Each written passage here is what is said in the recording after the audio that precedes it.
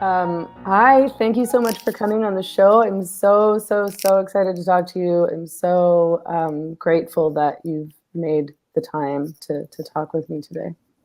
Thank you so much, Megan. Thank you for having me. Um, I mean, let's start at the beginning a little bit before we get too deeply into your new book, Pray. Yeah. You were raised Muslim, and you at one point in your past embraced the Muslim Brotherhood. What was it that led you to abandon your faith? I always use sort of 9/11, 2001 as the moment for me when I started to think about it. You know, I identified as a Muslim before that. I had come to the Netherlands 10 years prior. And by then, so I was a member of the Muslim Brotherhood in 85, 86, 87. And by the time like 1999, I'm living in the Netherlands. I no longer identify with the Muslim Brotherhood. I did identify as a Muslim, but by my behavior, the friends I kept, how I lived, you would never be able to tell that I was a Muslim at all. So when 9/11, 2001 happened, I had that intellectual, I don't want to call it an awakening because I don't like that word. But you know, my colleagues and I, the whole country, probably the whole world was trying to figure out what had just happened. And my position was, given what we had found out, that these 19 men were motivated by their faith. And I shared that faith with them. And so it wasn't enough for me to just write about what had led the men to commit the atrocity. It was given that I share that legacy, the Prophet Muhammad's teachings, demands, laws. If I were in their shoes, would I not be doing the exact same thing? And or would I at least not be applauding the deed? And so as I started to have these inner thoughts about where do I stand in this on a moral level, I thought it through and concluded, okay, I don't think I can be a part of this. And then obviously have to face the fact that I'm not only blaspheming in this case or being critical of Islam, but I'm actually committing that more, according to them, than the heinous crime of leaving the faith, of becoming an apostate. Mm-hmm. And I mean, at a certain point in the not too distant past, Westerners were unafraid to criticize these faiths and these actions, as extremist, as violent, as misogynist, so on and so forth. And at a certain point, that changed, and it sort of became unacceptable, particularly on the left, for progressives, for feminists, to criticize this at all. So I've seen three things that led to that. One, I think, is just naked fear.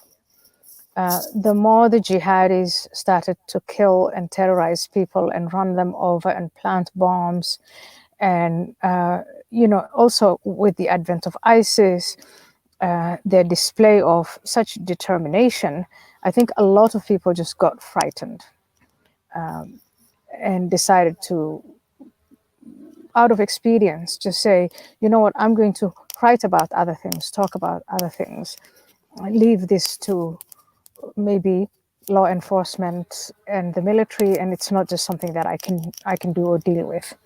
I think there's that naked fear. Second, and it's always been there, even when I lived in the Netherlands, it was applied, and this is this attitude toward minorities, that minorities are seen as vulnerable, fragile, victims of something or the other.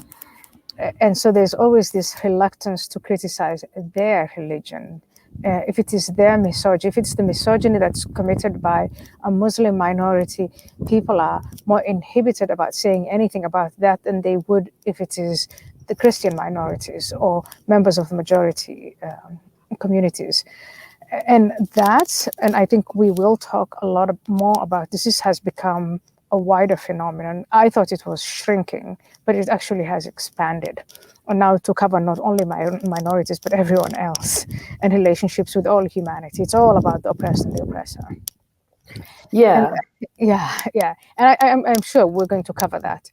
And then I think there is a third, maybe more cynical point here, which is politicians, especially on the left, have come to actually depend on the votes of immigrants and immigrant communities, and in particular those that are well organized, and Islamists are well organized across Europe.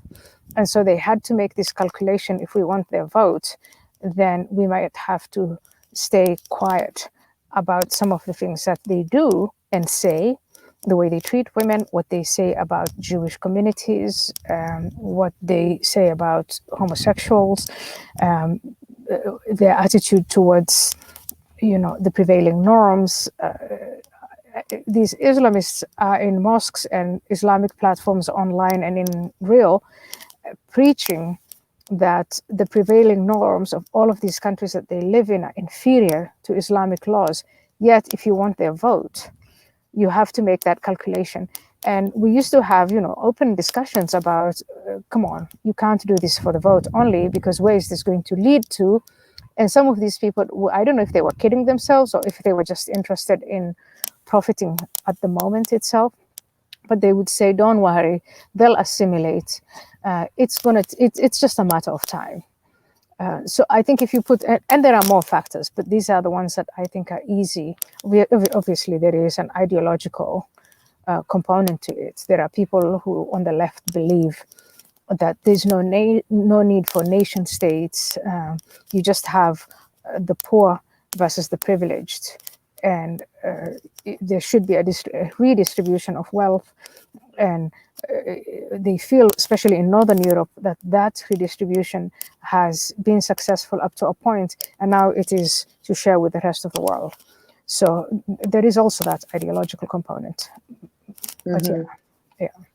And there's something else that's changed in the past, in recent years, which is, of course, the focus of your book.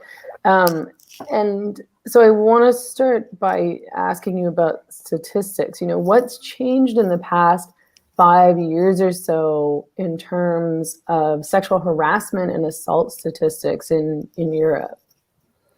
So in terms of statistics, I would say you have official and unofficial. So if you look at the official statistics, which I started with that, I started calling these various agencies and going on their websites and downloading anything that they've documented on sexual violence. And what they will say to you is that they don't collect data on ethnicity, on religion, or nationality, any of that.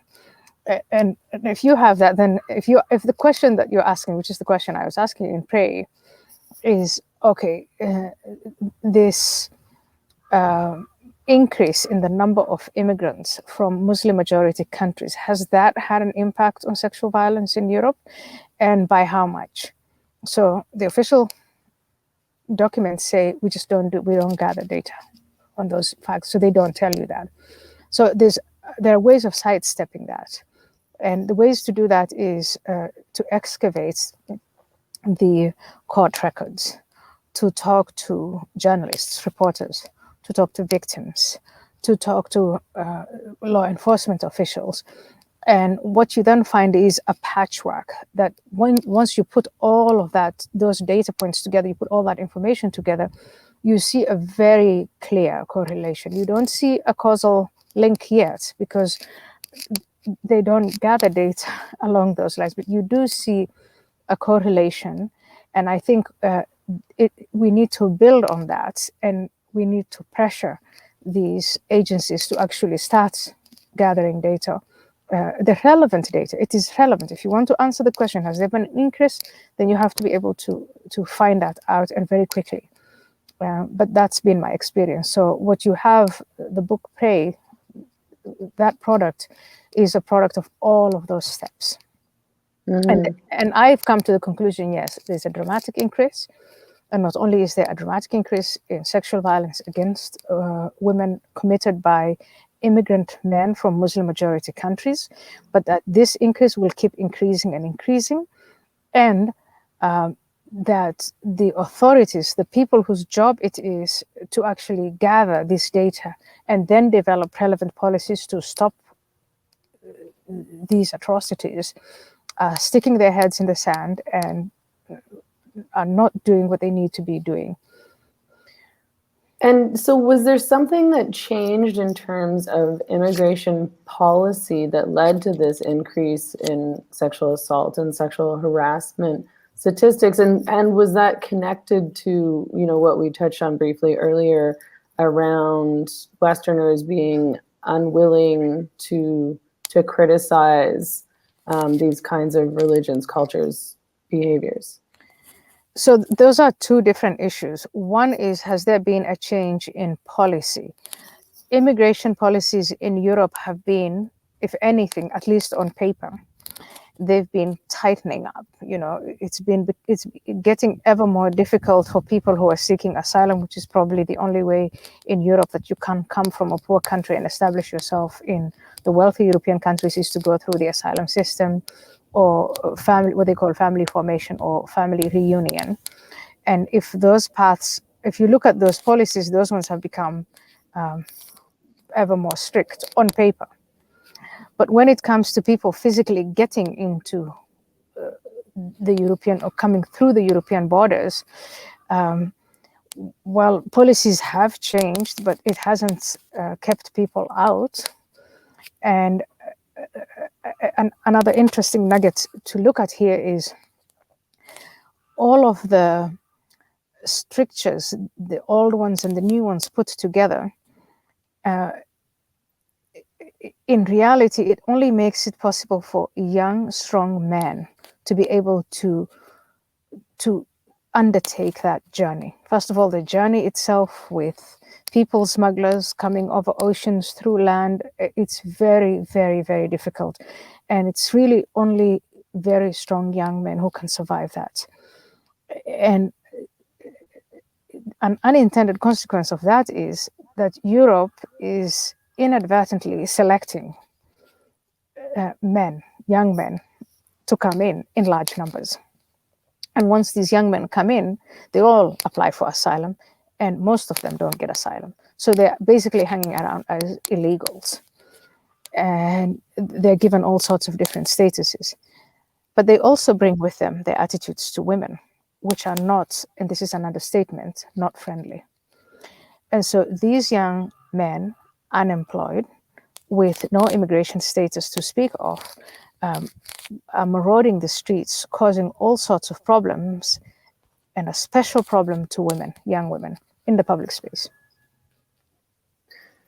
And there was one major incident. I mean, there's been several major incidents, but one that really caught the attention of people, I think, which was what happened in Germany on New Year's back in 2015, 2016. And I think, and of course, there was mass sexual assault, sexual harassment that happened that night. And I think something like 600 women reported sexual assault or sexual harassment. Yeah. And, you know, what I wonder if you can talk a bit about the response when that happened. Obviously, first it was shock, because something was happening in Cologne that had never happened. Europeans hadn't seen. I don't think Westerners had ever seen this, except you probably know the story of Lara Logan when she was in Cairo covering the Arab Spring. And I think she was working for CBS.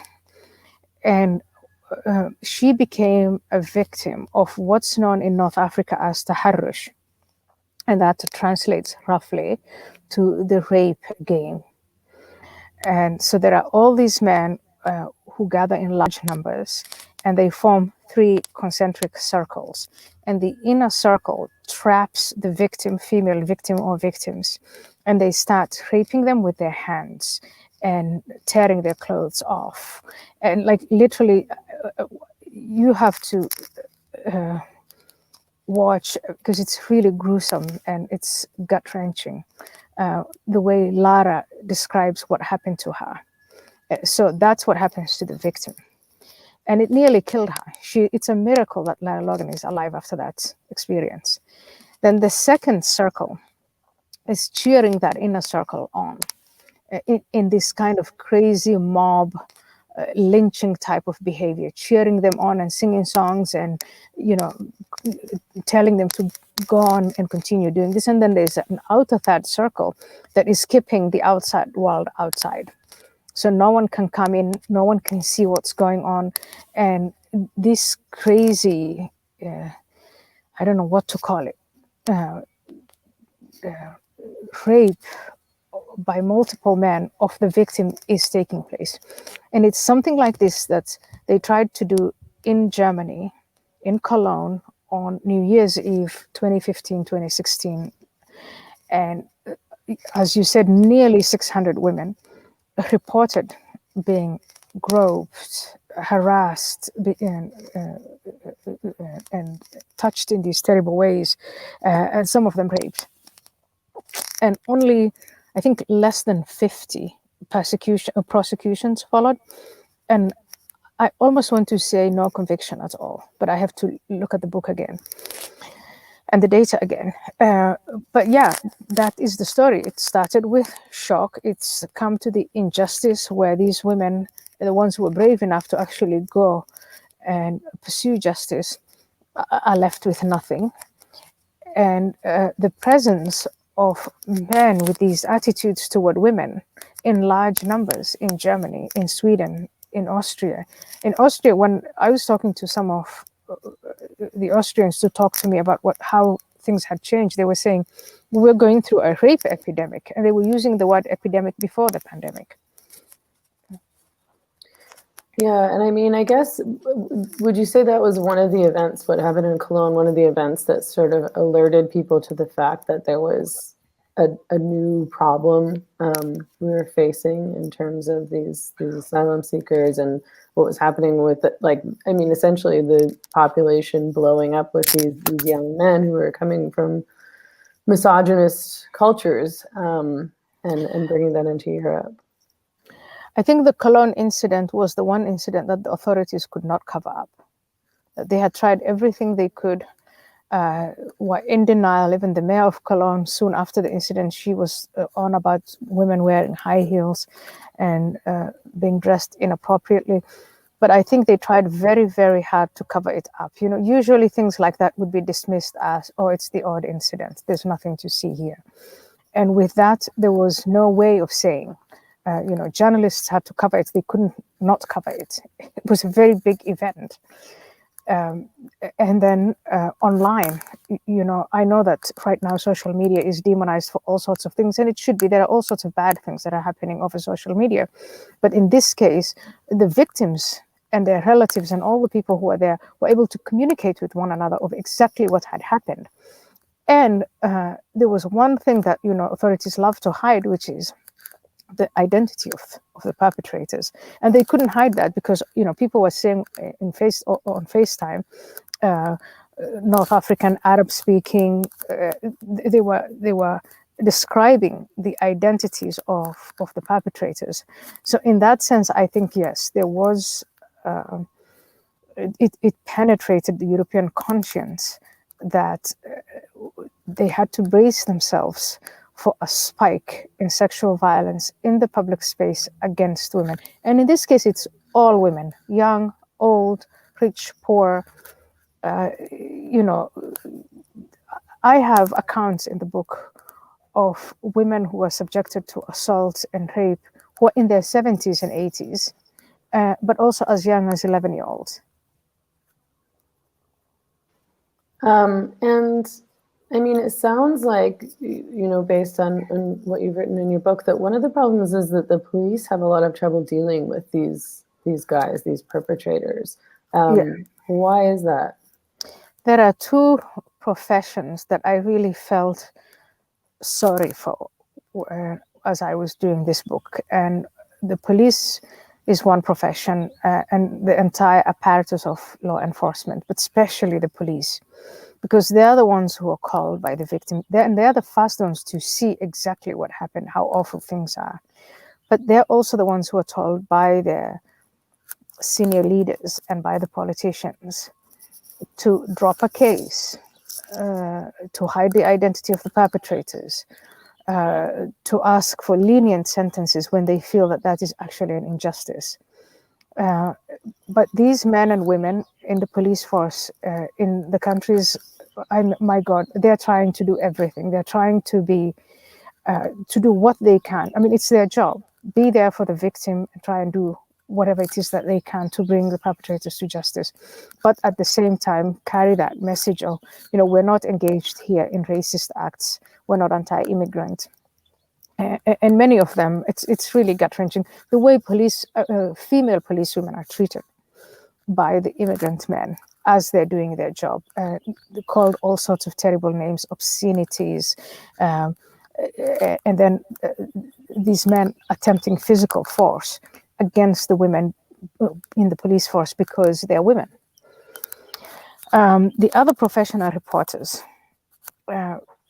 Again, reporters are the ones who are called to the scene. They're the ones who see or are supposed to write down, report the first account of what happens. And they also are told, don't, anything that you report cannot carry with it the identity of the perpetrators. So they're the ones who find themselves with their hands tied behind their backs. And they don't seem to be doing anything right, because either they report honestly and they're condemned for that, or they don't report honestly and they're condemned for that by the public. So those are the two professions that I think are really in a knot about this problem. Mm-hmm. And one thing that's been interesting about the response to all this is, in the West, there's this mantra, like in modern feminism, that says, don't blame the victim, blame the perpetrator. So, a woman shouldn't have to change anything about her life or her behavior or her clothing, because the point is, men should stop raping. It shouldn't be on women to prevent men from raping them. But much of the response to these kinds of incidences, and to, this phenomena is, telling women not to go out at night without like a male escort, or getting like anti-rape shorts and anti-rape underwear and things like that. And bracelets that stink. Oh, okay. I didn't hear about that one. Weird. There are some very serious. First of all, I'm so glad you brought this up, because that's exactly the point. In the West, boys and men have been taught, and we expect them not to rape. They've been taught, you don't attack a woman, and you don't behave in a disrespectful way towards a woman or a girl. And men still do that, and we continue to condemn them for that, and we continue to insist you can never blame the girl, the woman, the female, your victim, for your bad behavior. And in the West, over time, we've seen that we can actually achieve that we can get a majority of men to behave themselves. And so it's possible. Now we're seeing wave after wave of men coming from societies where that's not the case. It's the opposite. In North Africa, in several parts of Africa, in South Asia, in the Middle East, it's women who are blamed for male misconduct. So if you're a woman and you're harassed or groped in the streets or assaulted or raped, the first question that pops up into anyone's head is, what were you doing where you became a victim of that? You shouldn't have been there. You should be at home. You should be covered from head to toe. You should always have escorts with you. Why did you take that path instead of that one? You could fall into, maybe you wanted it. And why are you dressed this way? Why are you wearing makeup? Why is your hair not covered? So it's always, these men come from societies that always blame the women for any type of sexual misconduct perpetrated by men. And here's this, when these men come into Europe, you then have this clash of values. And it's unfolding on the streets, and women are the victims, and these European women are going, wait a second, this is wrong, this is bad, this is, but oh, you can't say that because they're minorities, they're immigrants. I've had so many of these women who are victims tell me, I'm going to tell you my story, but before I tell you my story, I want to make it very, very clear, I'm not anti-immigrant. I'm not a racist. I vote for center-left parties if I vote, or I'm not even interested in politics, but this is how my neighborhood is changing. This is how my life is changing. And then I see these European women take the exact same precautions that immigrant women take in these neighborhoods or, in the countries of origin, which is think through before you leave the house. Can I really leave the house, and how can I avoid these attacks? How should I dress? Should I go on my own, or should I take friends and family with me? And then there are all these gimmicks, some of them very amusing. I think that it's a Dutch company that designed a bracelet or an underwear or some item that if a woman is about to be raped, it's going to emit a skunk-like smell so that the men can leave her alone. Things like that. And then obviously this condescending, patronizing advice that comes from political leaders who say, don't go out and wear high heels, make sure that you can run. Hey, your job is to enforce the law, to maintain the rule of law on the streets. It's not to tell me what to wear and what not to wear and when to go out and when not to go out. So I think that in a way, we are seeing this, and we've been talking about this for a long, long time, but this clash of civilizations, and it's being fought over the bodies of women. Well, yeah, and it's the kind of messaging that we sort of thought we were done with that kind of messaging because feminists have fought it for so long, and it's sort of weird to see a return of that like old-fashioned messaging where that's like a pretty dangerous traditional value where you tell women to stay home for their own good. Yeah, for their own safety. And I think what you just said, we thought we were done with it, but really we are not done with it. When it comes to immigrant men, we are at the beginning of it. We have to do it all over again. And I'm totally open for that. It's work. Let's do it. Let's get them just like the local men in Europe to accept responsibility and accountability for their behavior. But then now we live in this age of identity politics. And so if it so happens that the majority population is white, then that majority population telling the minority population what they can and can't do, what is right and what's wrong, is racist. It's privileged, it's colonial, it's xenophobic. And so we're playing this catch-22 game where for women, well, what's the way out? So another one of the narratives. So, and like I am guilty of this too. Like in my third wave feminist training that I got in university or whatever. It's this thing where it's like the problem isn't strangers.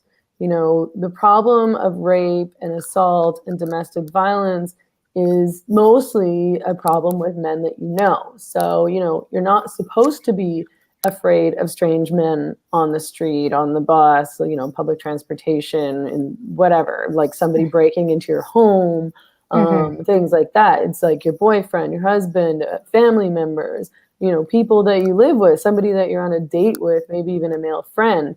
And, feminists in the left have really hammered in that message.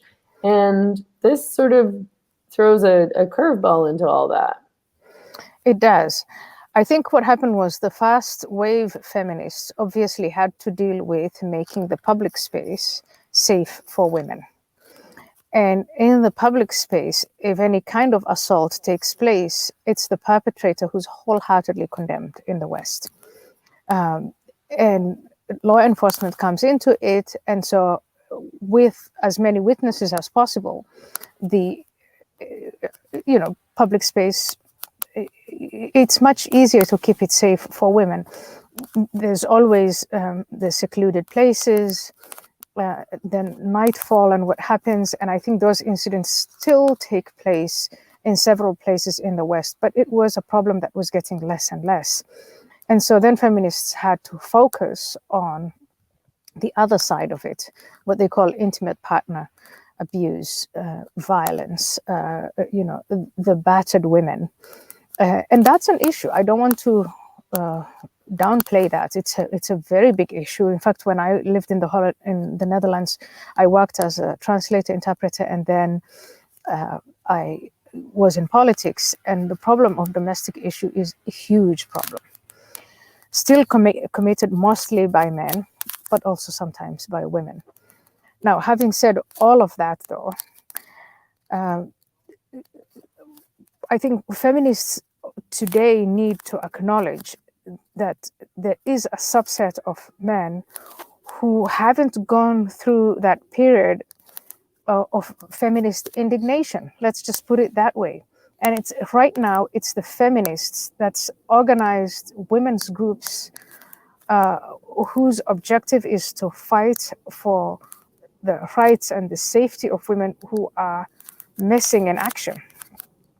Yes, they talk about shattering the glass ceiling, having more women in places of leadership, finding some balance between work life and family life. But when it comes to this issue of public safety and the threat to women's freedom of movement, and with these special perpetrators from immigrant countries, feminists are really not all of them, but most of them are silent on it. And I think we do need a new wave of people your age and younger to come out, and especially within the working class, because a lot of the feminists out there, it's really about the elite women and women who don't seem to be, who are either completely oblivious to the unintended consequences, negative consequences of immigration, or when they are confronted with it, they can afford to move. They can afford to move their kids out of the schools.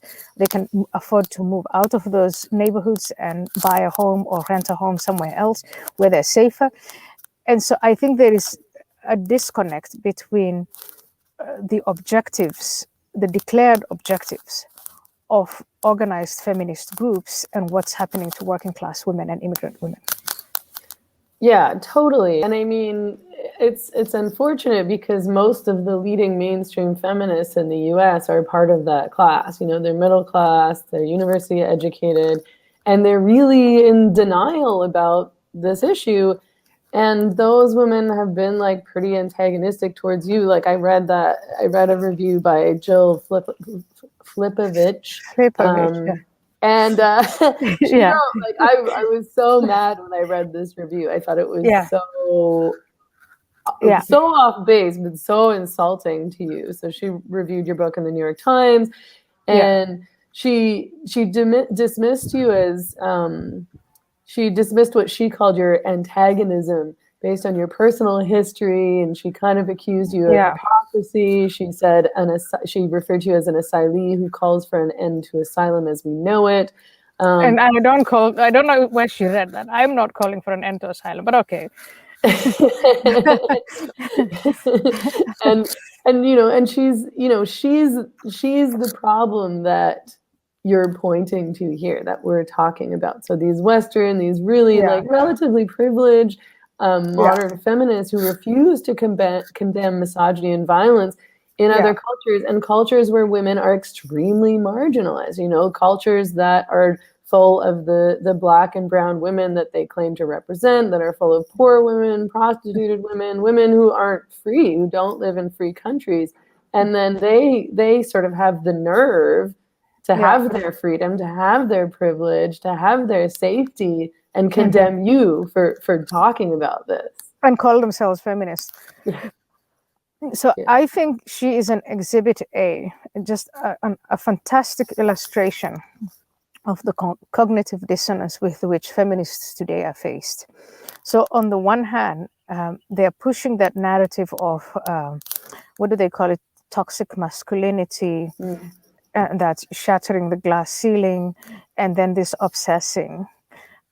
with microaggressions. And, my friend, Christina Hoff Sommers, has looked into this, and I think she called it fainting couch feminism, where every teeny tiny infraction, whether it's intended or not, it's then blown up to be something big, and then they get all hysterical about it. So on the one hand, there's this. So what's her name? Filipovich. Filipovich she's a feminist. She's fighting for women's rights. She's asserting whatever it is that she can assert in this bubble of luxury. But then when it comes to the real thing, this is the constraining of the freedom of movement for women in the public space. It's women who are being faced with assault, with harassment, with rape, with gang rapes, and some of them have died. But because the perpetrators are part of a minority group and who bring with them a minority religion, then there she gets into this dissonance of, gosh, what am I going to do now? So she still wants to maintain her credentials as a leading feminist voice, but then what's she going to do about this orthodoxy where members of minority groups can only be victims, they can never be perpetrators? If that's your orthodoxy, how are you going to get yourself mentally out of that? And I think the way she does it is by attacking me. And over the years, obviously, it's become very clear that when you are engaged in a public discourse, public debates and conversations, and people to start attacking, you get the ad hominems. They start attacking and speculating on the motivations of participants, that they've run out of arguments, and they've run out of common sense. Yeah, I mean, and she, like, I think she and women like her, feminists like her, are really, they're in denial about the failures of the feminist movement. I mean, the feminist movement has had so many incredible, amazing successes over the years, over the past century. But today, like, I really do, like, I've even started to pull away from identifying as, from identifying as a feminist, just because I don't like what I'm seeing, and I'm so frustrated that we aren't having these really important conversations.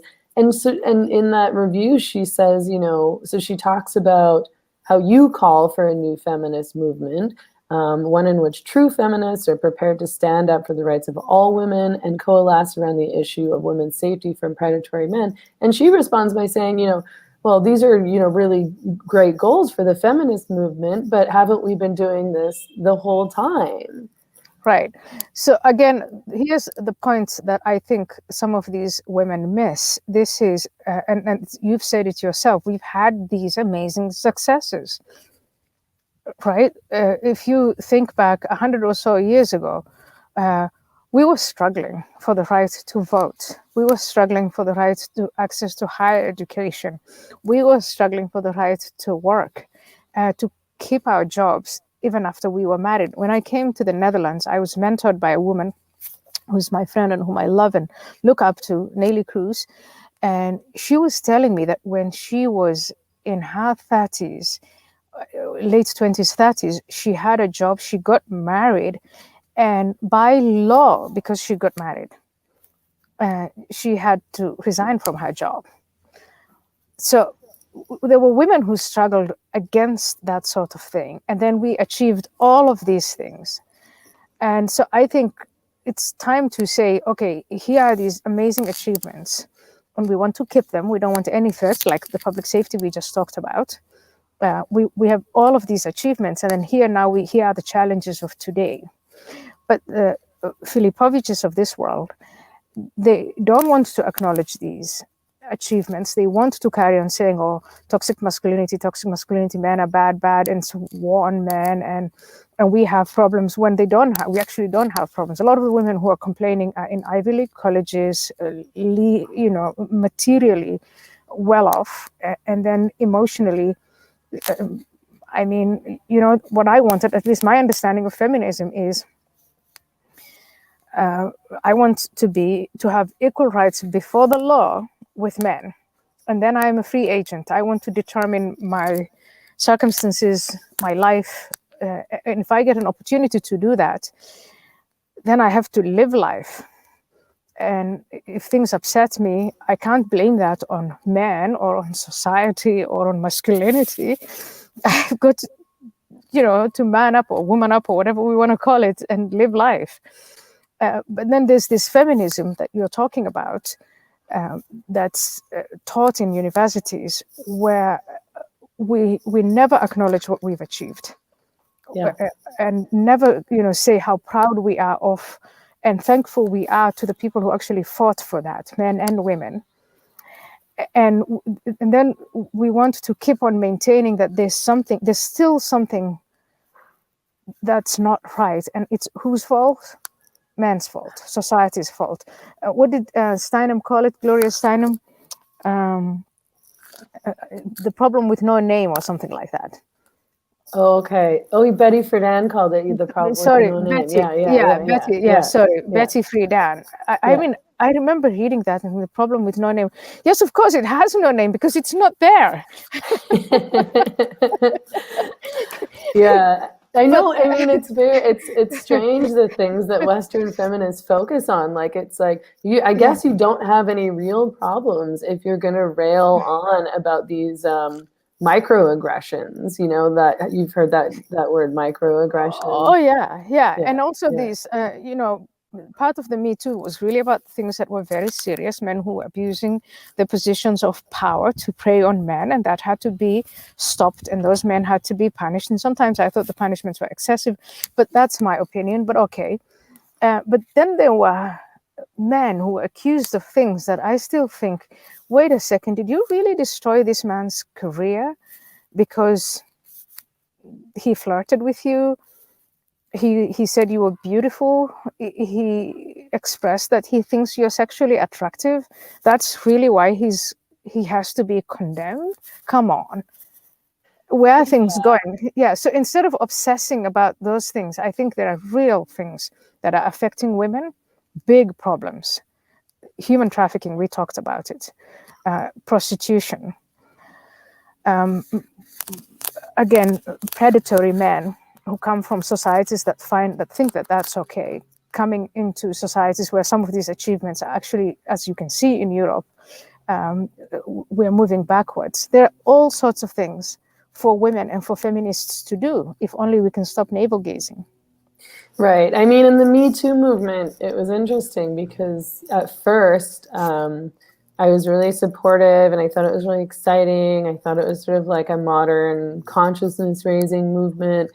And then, like you say, we started to hear about these complaints that were just silly. It's like, so a man flirted with you. I mean, God, like, put him in jail. And like, do you not want men to flirt with you? I mean, I don't, it's sort of like, do you want all men to stop talking to you? Because that's what it sounds like. And meanwhile, there's these really serious problems, like hundreds of thousands of women and girls are being trafficked all around the world. FGM is still a problem. Polygamy is still a problem. There's women who have no freedom in the world. And absolutely. You're complaining that a man looked at you or flirted with you. I mean, it's crazy. And flirted with you, and at work he made you feel more like a woman than a colleague. And you know what? If those things, and I just like in the realm of communication, I think, okay, let's teach girls and women how to communicate clearly and firmly, so that there is no ambiguity about what you want. And then you carry on with life. You carry on with your job. You carry on with... most men, I think they love that clarity. Where I come from, there's also like the healthy slap. If a man touches you and you don't want him to touch you, take your hand off me. If he does it again, give him a whack on the cheeks. And I'm not encouraging assault. No, I like it. Physical assault, but it has to be super clear. You can't do this. Yeah. And then obviously, I was talking to Megan Kelly the other day. She came to my podcast. So lovely of her. But we were discussing this.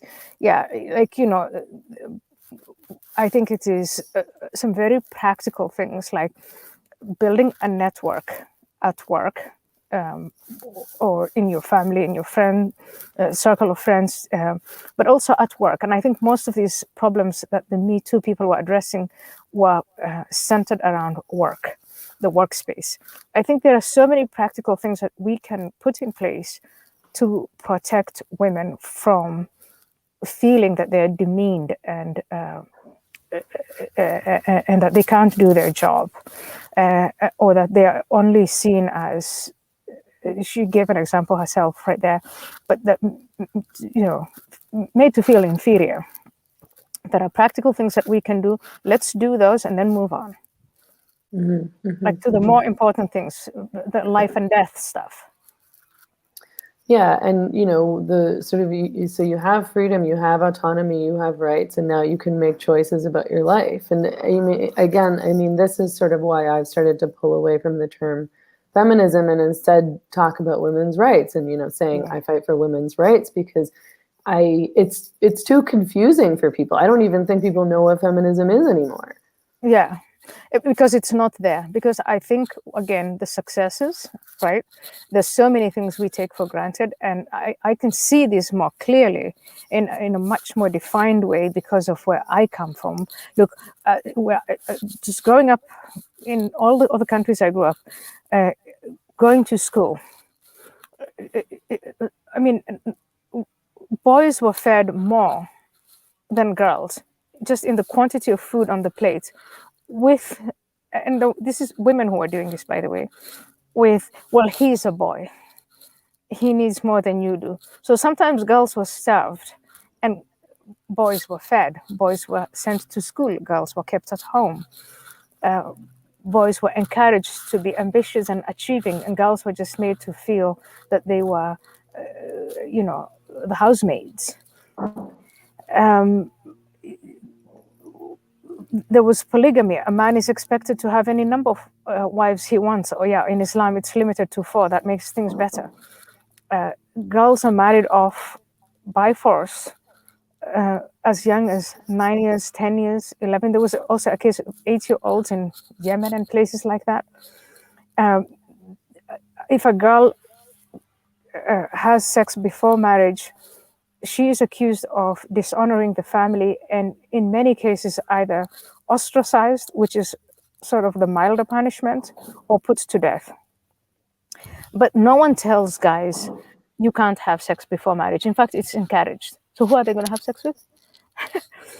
And there are all of these inequalities. And then women who are kidnapped during civil wars and civil unrest and just turned into sex slaves.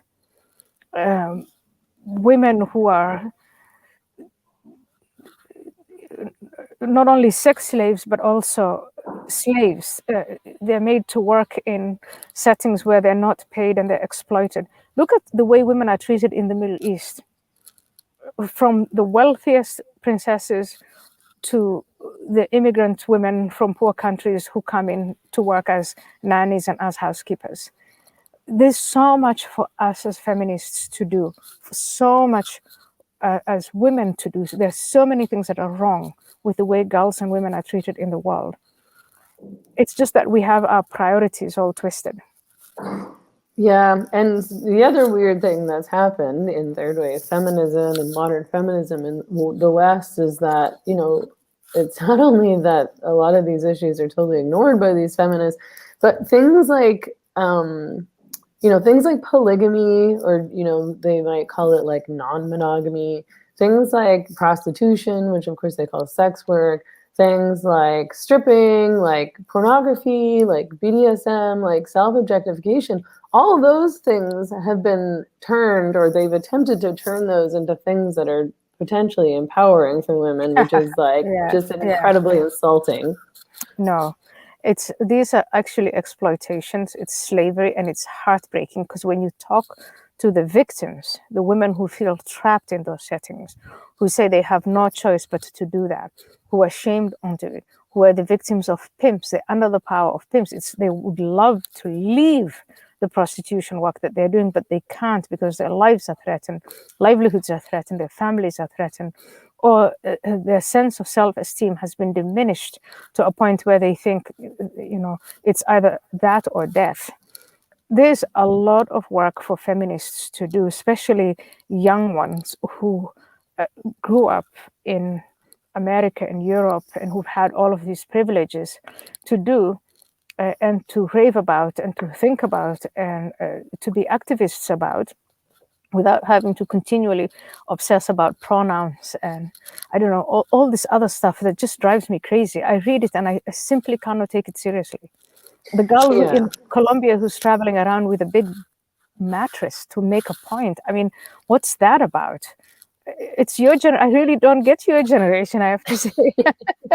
I mean, I don't really get it either, and it drives me crazy. And you know, most of my, I mean, I've been writing about feminism for like, I don't know, 10 years or something now, and most of it has been critical of third wave feminism, but there was still a lot of stuff that I missed, and I think that a lot of that has to do with what we learn as like privileged women in the West, like what we learn in university, which is that you can't criticize other cultures. So you can criticize, I'm Canadian, so I can criticize Canada as much as I want. I can trash, you know, Canadian men and go on and on and on about how Canada is just as bad as everywhere else, which is not true.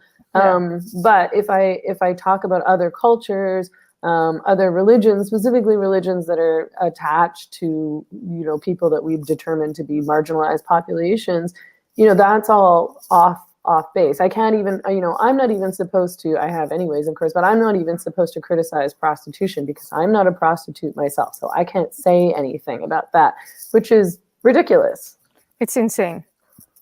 Yeah. It's insane. And I think the analogous would be, well, a few, you know, decades ago, when the first feminists were organizing themselves and fighting for the rights that we now take for granted, some of those campaigns were led by middle-class women who had people working for them. That's why they had the time to be able to organize to do something else.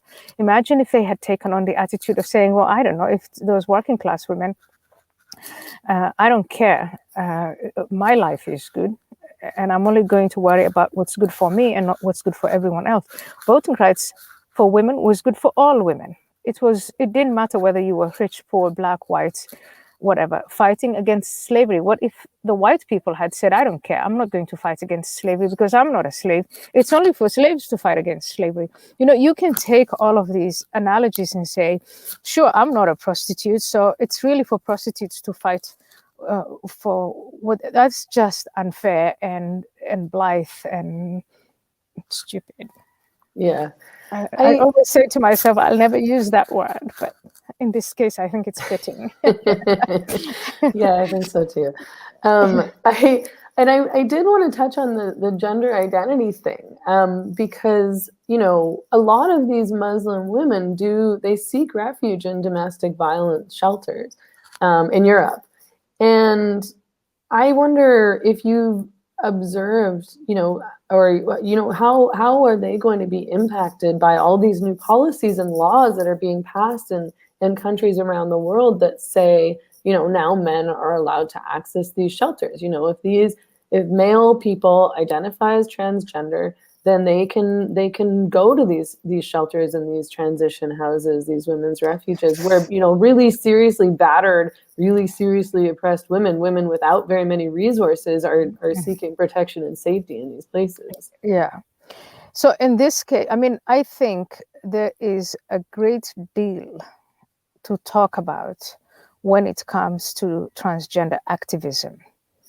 There are so many things that are going wrong that the activists are blind to, and they want to keep the rest of us blind about it. So one, and I think this is the one that got a lot of attention, was what if heterosexual, that's straight men who haven't transitioned, simply abuse this and take this opportunity to access female-only spaces, bathrooms, women's shelters, prisons, access them and then start abusing women simply by saying, I identify as a male. I know, and I've been told by transgender activists, that it's a very small group of men who would do that, granted. But is it okay to talk about it and say, how can we prevent this type of abuse from happening? Especially where you talk about women's shelters who are already, you know, these women are already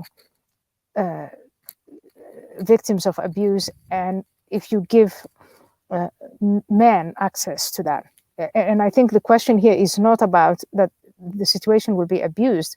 It's that these transgender activists are saying we cannot question their motives. We cannot question the objectives of we can have no debate. I think about 3 days ago, 60 Minutes US, Leslie Stahl did a fantastic piece on another unintended but much more serious consequence of transgender activism, which is, kids who find themselves in a position where they think they're transgender because they've been influenced through the internet or by peers.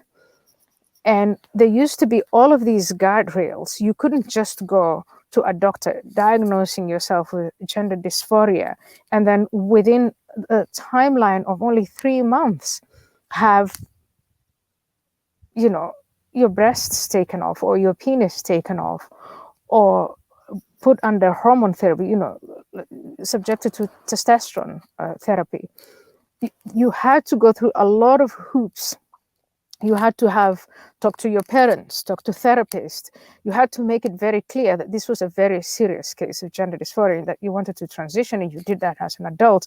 And all the considerations were made that this was done in a responsible way. Now we live again in the age of social media, where some bad stuff happens there, and some very insecure kids are talked into transitioning, and then a few months later they regret it. But if you've taken a body part off, it doesn't come back. That is really when I read about these cases, and I kept thinking about female genital mutilation. But with female genital mutilation, it's done to little girls ages of 5, 6, 7. This is done to teenage boys and girls, mainly girls. Abigail Schreier, I think you should have her on your podcast. She's been sounding the alarm against this for quite a long time. Yeah. And none of us who are watching this are saying that transgender people should not transition or that they should be treated differently from the rest of the population. I think they should be treated with respect and dignity, and they should be free to do what they please and as they please. But if we're seeing these unintended consequences, this harm that's being done to children, women, surely we can have a conversation about that. Surely we can tackle this. Now the doctors are scared, the specialists are scared, the parents are scared, and very often some of these kids are encouraged to do things, these big things, life-changing things behind the backs of their parents. And then there is a lot of turmoil and suicide and human suffering that's going on. This is why some of these activists, I think of them as cultists. This isn't an activism for changing things for the better. It might have, to a certain degree, it might change things for the better. But then when it's made this way, then it becomes sort of a religious cult. And it does more harm than good, For sure. And I mean, in Canada and in some other countries too, Australia, the governments, like our Liberal government in Canada, is trying to pass a law in Canada which would essentially prevent therapists from taking a more, exploratory approach. So a kid comes to see them and they say, I think I'm transgender. I want to transition. I'm a boy. I think I'm actually a girl. And I mean, already it's so difficult for these people, like you say, medical professionals, therapists, they're scared to challenge these ideas. But now they're passing laws which would, criminalize saying, encouraging a kid to just feel comfortable with their body and the sex that they're in, and saying, hey, why don't you wait a bit? Maybe let's not immediately put you on hormones, put you on hormone blockers, put you on a path to medical transition, which does, amount to, mutilating your genitals, mutilating your female body parts. As you say, there's more and more girls who are doing this nowadays. No, it's heartbreaking. I saw that. I mean, every time I see it or read about it, I find it heartbreaking. But really, I encouraged all your audiences, your listeners, your viewers, to watch this 60 minutes, because you have to hear it out of the mouths of the kids who have suffered that. The boy who says that his penis was taken off, he came out of, I think, anesthesia, was shocked, and later thought, what have I done? And all he wanted to do was kill himself. And he said the only thing, and he's choking up, the only thing that stopped him from killing himself is that he didn't want to hurt his family's feelings. So he's staying alive for his family, not for himself. That tragedy. Or the young girl, again, who was rushed into this. Obviously, she went to say that she wanted to transition. But then all this, thank you so much. Abigail Schreier was saying there is, in medical practice, at least in the US, there's no other realm where you go to the doctor and you say, I have this and I want this done. And the other day I was at the doctor's office, I had an elbow issue. And obviously she put me through, I thought, oh, come on, I know what the answer is. Just give me what I want. But the doctor didn't do that. She put me through this rigorous interview of, okay, when does the pain come? Where is it exactly located? Can I touch it? I wanted to do it over Zoom. No, I had to go in person. So for something as small as that, you have to go through all of these steps, whereas to get your sex organs removed, for heaven's sake, that's just something between you and these are teenage kids. Yeah. And some of them as young as 9 or 8. Anyway, I find this all very, very distressing. And it's not just with, I think this is very dramatic, but it's not only with the transgender activists. It's with the feminism that we were talking about that's gone off the rails. It's all of these people who say they're activists for racial equality. It's just something, environmentalists. I mean, I can't even begin to talk about the group who keep telling us the world is going to end in date X. It's a very, very serious subject. I think there is climate change. And I think it's very serious.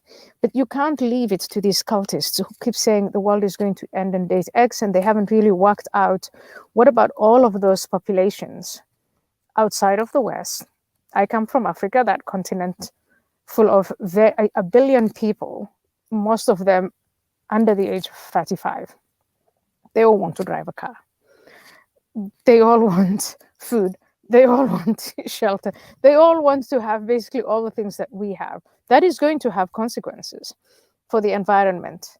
Somehow we have to find a balance between their economic empowerment and mitigating the climate risks that might come out of that. No, we can't have a conversation about it. Everything has to stop. It's extinction this and extinction that. And then these prophets of doom, and then they get these huge followings. And before you know, it's all sensible people who are having this conversation are sort of elbowed out of the way.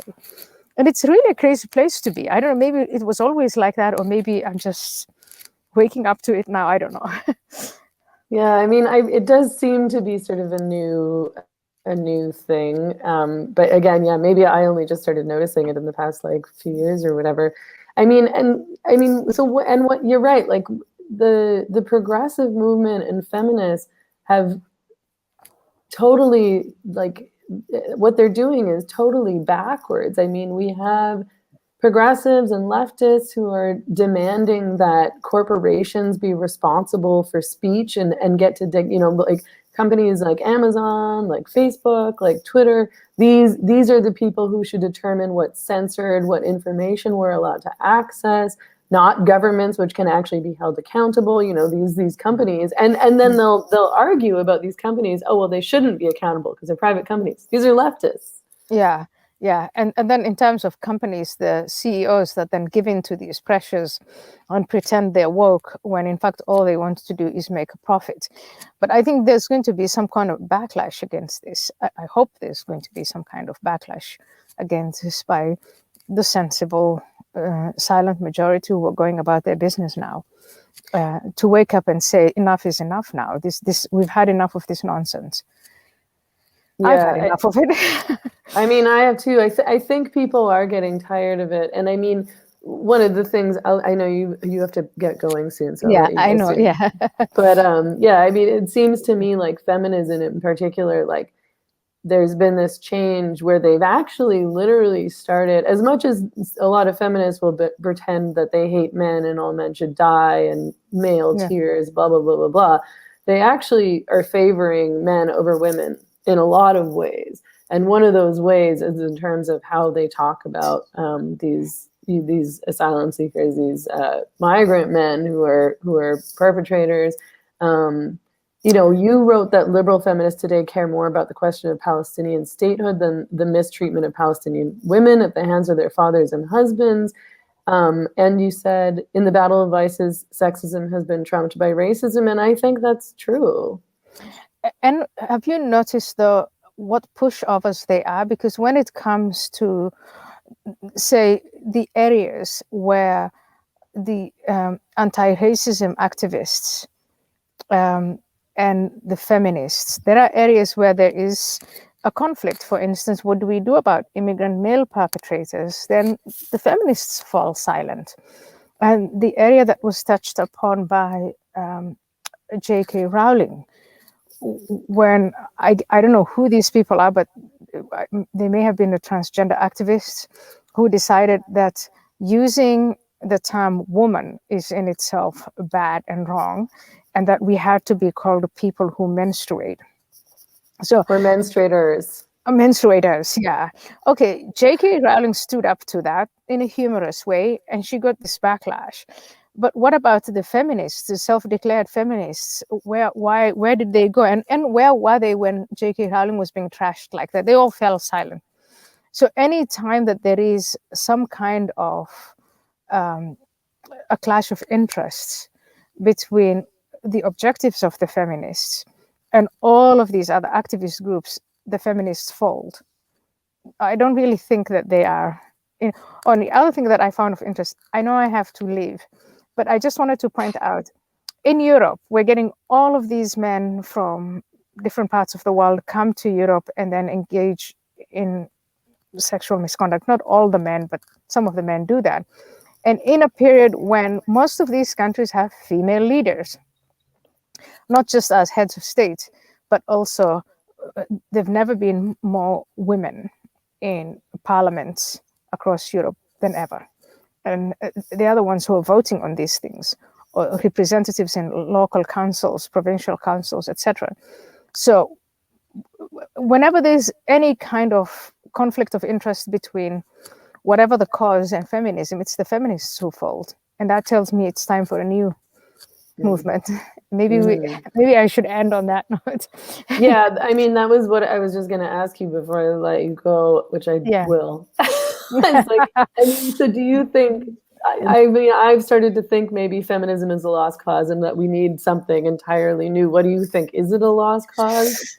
It's not a lost cause. I think, though, that the younger generation, see, I keep saying young, I'm in my 50s now, so it'll have to be, and my life is comfortable. I've enjoyed all of these wonderful things that the feminists have left, the true feminists have left behind, that wonderful legacy.